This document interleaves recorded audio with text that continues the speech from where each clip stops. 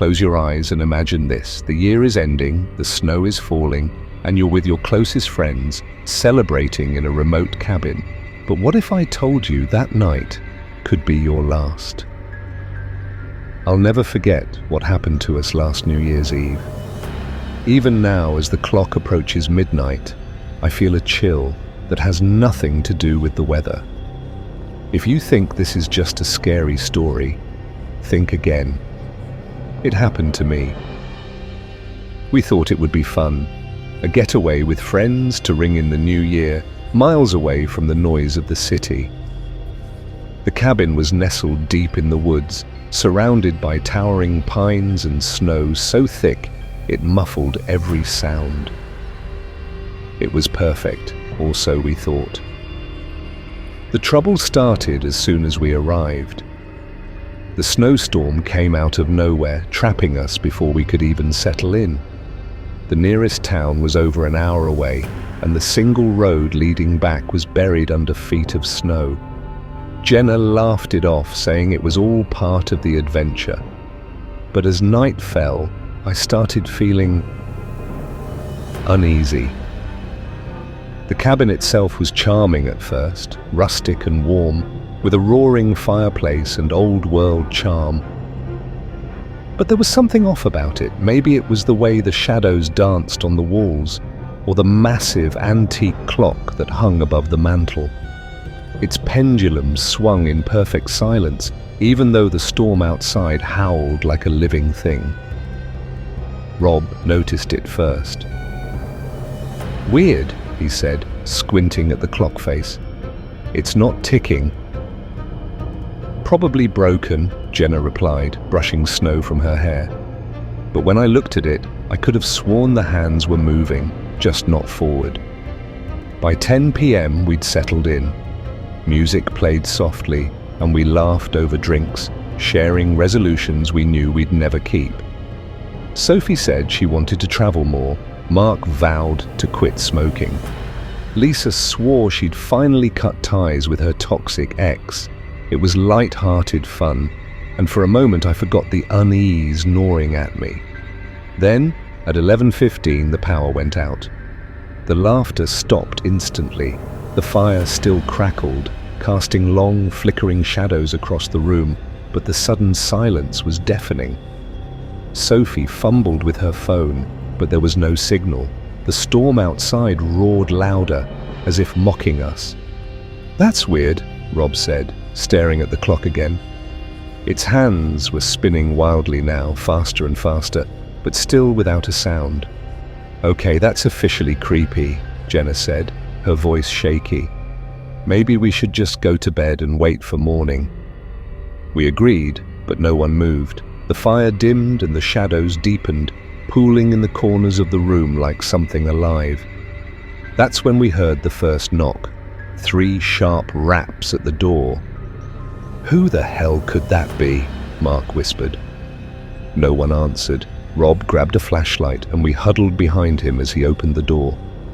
Snow blew in, icy and blinding, but there was no one there. Just footprints in the snow leading away from the cabin. We slammed the door shut, bolting it tight, but the knocking continued. This time from the windows, the walls, even the ceiling. It was everywhere, relentless, as if the cabin itself was alive. Then the whispers began, soft at first, like the wind, but growing louder, more distinct. They called our names one by one, as if whoever, or whatever it was, knew us. The fire extinguished completely, plunging us into darkness. My heart pounded as I fumbled for my flashlight, its weak beam barely cutting through the gloom. That's when we saw them. Figures, faint and translucent, began to materialize in the room. They were human, or had been once. Their faces were twisted in agony, eyes hollow and accusing. One pointed at Sophie, another at Lisa, and another at Mark. They were surrounded by others, more than I could count, their voices rising in a chorus of despair. "You promised," one of them hissed, its voice cutting through the chaos like a knife. "You vowed." Suddenly it hit me. The resolutions, they weren't just casual promises, they were debts, and tonight, the clock had come to collect. Sophie screamed as one of the figures reached for her, its hand passing through her chest. She collapsed to the floor, lifeless. Mark bolted for the door but was stopped by another ghostly figure that seemed to emerge from the walls. One by one, my friends were taken, their screams fading into the storm outside. I was the last one left. The clock struck midnight, its silent chime echoing in my skull. The room dissolved into a blinding light, and I found myself standing in the snow outside the cabin. It was empty now, the windows dark and lifeless. My friends were gone. The only sound was the steady tick of the clock. No one believed me when I got back to town. The cabin, they said, had burned down years ago. But I know what I saw.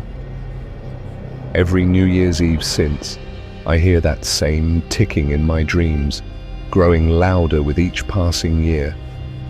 And every time I wonder, when will it come for me? The snowstorm trapped us before we even realized what was happening. What was supposed to be a fun New Year's Eve retreat turned into something much darker, a night I can't forget no matter how hard I try. The cabin sat deep in the woods, miles from civilization. It was old, creaky, and smelled faintly of mildew, but it had its charm, a roaring fireplace, cozy furniture, and a strange antique clock mounted above the mantel. The clock caught my eye as soon as we arrived. Its ornate brass frame was intricate, almost hypnotic, but the hands didn't move. They just hovered at 11:47, stuck in place. Rob laughed when I mentioned it. "Guess we're not counting down to midnight with that thing," he joked. We settled in quickly. Jenna poured drinks, Sophie picked a playlist, and Mark threw another log on the fire. Outside, the storm raged, burying us deeper with every passing minute. By 10 p.m., we were sharing resolutions, laughing at how predictable they were. Sophie wanted to quit procrastinating. Jenna swore she'd travel more. Mark promised to cut ties with his toxic ex. When it was my turn, I hesitated. "I just want to make it through the year," I said, only half joking. That was when the lights went out. At first, we thought it was just the storm, but something about the darkness felt heavy, oppressive. The fire still flickered, but its glow barely reached the corners of the room. Then came the sound. Tick, tick, tick. It was faint at first, almost easy to miss. But it grew louder, echoing through the cabin like a heartbeat. I looked up at the clock. Its hands were moving now, backward. "That's weird," Jenna said, her voice trembling. Before anyone could respond, there was a knock at the door. 3 sharp raps, deliberate and loud. Mark grabbed a flashlight. "Probably a hiker stuck in the storm," he said, though he didn't sound convinced. We followed him to the door, huddling close as he pulled it open. The wind howled, blowing snow into the cabin, but there was no one there, just footprints leading away into the woods. "Let's just close it," Sophie whispered, shivering. Mark nodded and shut the door, bolting it tight, but the knocking started again, this time from the windows, the walls, even the ceiling. It wasn't until the whispers began that we truly panicked.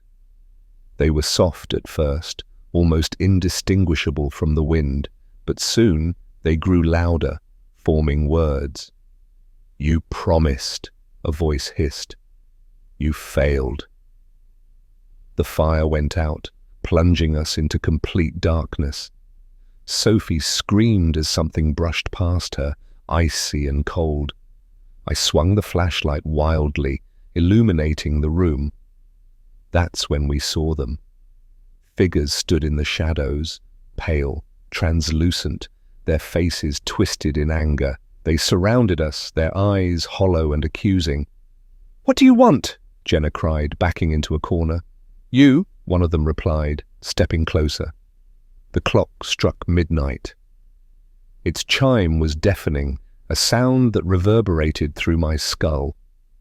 The room dissolved into chaos as the figures lunged toward us. I tried to run, but the floor beneath me shifted, pulling me down into the dark. When I woke up, I was alone in the snow, the cabin nowhere in sight. My friends were gone, and the only trace of them was the faint ticking of a clock echoing in the distance.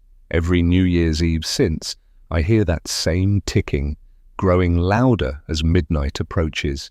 I don't know what happened to my friends, but I know one thing: the clock hasn't forgotten me, and it's only a matter of time before it comes back to finish what it started. The snowstorm raged outside, but inside the cabin it was eerily quiet. The six of us, Jenna, Rob, Sophie, Mark, Lisa and I, were supposed to be celebrating New Year's Eve, counting down to midnight with laughter and champagne. Instead, we were frozen in place, staring at the antique clock above the fireplace. The clock wasn't ticking. Its hands hovered at 11:47, unmoving, but I couldn't look away. There was something deeply wrong with it. The ornate brass frame seemed almost alive, twisting and shifting in the flickering firelight. "Stop staring at that thing," Rob said, tossing another log into the fire. "It's just a broken clock." But it wasn't broken. I knew that the moment the whispers started. "You shouldn't be here," a voice hissed. It was faint, barely audible over the crackling fire, but it made the hair on the back of my neck stand on end. "What was that?" Lisa asked, looking around. "Probably the wind," Mark replied, though his voice was shaky. We tried to laugh it off, but the unease lingered. As the minutes dragged on, the cabin felt colder, darker, and smaller, as if the walls were closing in. Then, at 11:50, the power went out. The fire's glow was our only light now, casting long, dancing shadows that seemed to shift and move on their own. Sophie grabbed her phone, but there was no signal. "We'll be fine," Jenna said, forcing a smile. "It's just a storm. Let's focus on having a good time." She poured another round of drinks, and for a moment we tried to ignore the growing tension. But then the clock struck. Not midnight, not even 11:51. It struck 13. The chime was loud, almost deafening, and seemed to shake the very foundation of the cabin. The fire flickered wildly, casting grotesque shapes on the walls. And then we saw it. A figure emerged from the shadows, a tall, skeletal man in an old-fashioned suit, his face hidden beneath a wide-brimmed hat. He moved with an unnatural grace, his long fingers clutching a leather ledger. "I've come to collect," he said, his voice low and resonant. "Collect what?" Rob demanded, stepping forward. The figure didn't answer. Instead, he opened the ledger, revealing pages filled with names and dates. He ran a bony finger down the list, stopping abruptly. "Jenna," he said. Jenna froze, her face pale. "What? What do you mean?" "You made a promise," the figure said, his tone icy. "A resolution you failed to keep. All debts must be paid before the new year begins." We stared in horror as the figure reached for her. Jenna screamed, backing away, but the shadows themselves seemed to grab her, pulling her into the darkness. One by one, he called our names. Mark tried to run, but the door wouldn't budge. Lisa pleaded, tears streaming down her face, but it didn't matter. The figure's ledger held us accountable for every broken promise, every failure, every lie. When it was my turn, I didn't even try to fight. His hollow eyes locked onto mine, and he smiled, a terrible, jagged grin. "You'll remember," he whispered, as the shadows consumed me. "And you'll warn them." When I woke up, I was alone in the snow, the cabin gone. My friends were nowhere to be found. The clock's chime echoed in my ears, a haunting reminder of what I'd seen. Now, every New Year's Eve, I hear it again. The ticking of a clock, the sound of a ledger opening, and his voice saying, "You've made a promise. Don't break it."